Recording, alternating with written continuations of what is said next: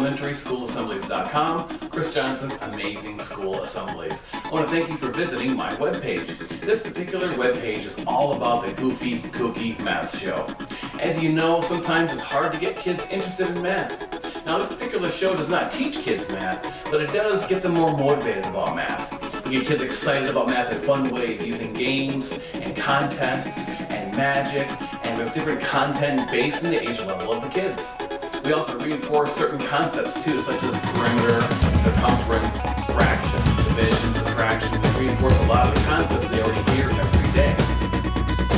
And like all of my school assembly programs, the Goofy Kooky Math Show has a very large banner and backdrops in order to enhance the theatrical experience of the entire show for all of the kids. Now, like all of my school assembly programs, there are different versions of this particular program.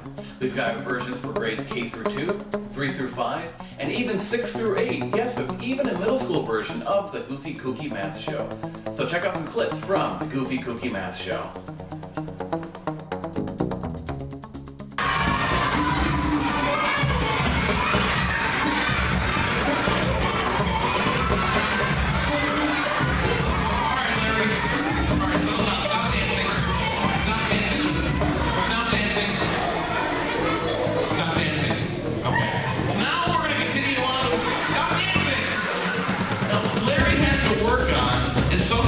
Greater than and less than. You guys know what that is?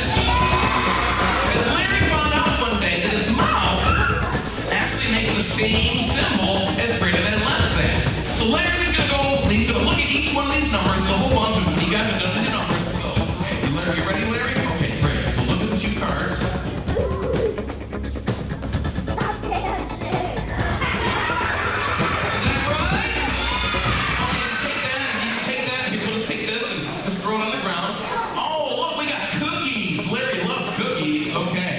Let me see here.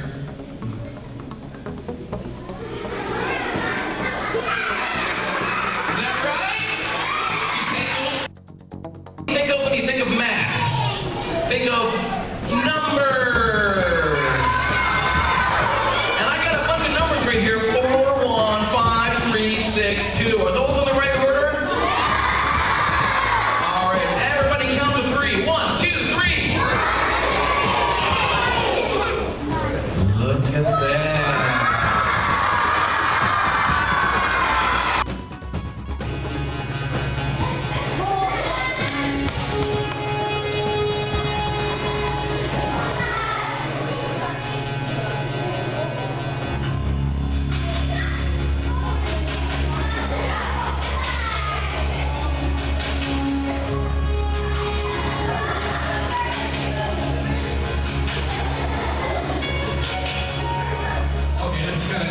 Okay.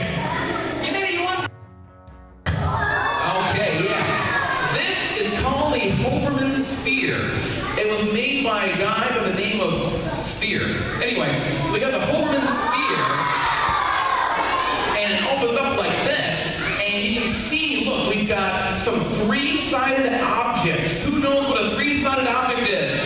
A triangle, very good. Then we've got some five-sided objects. Who knows what that is? It's a pentagon. That's a five-sided object. And we've got all these angles. All these angles are making it so that we can actually open and close the sphere. It's really cool. You can play with this too. You can put it and say, it's eating my head!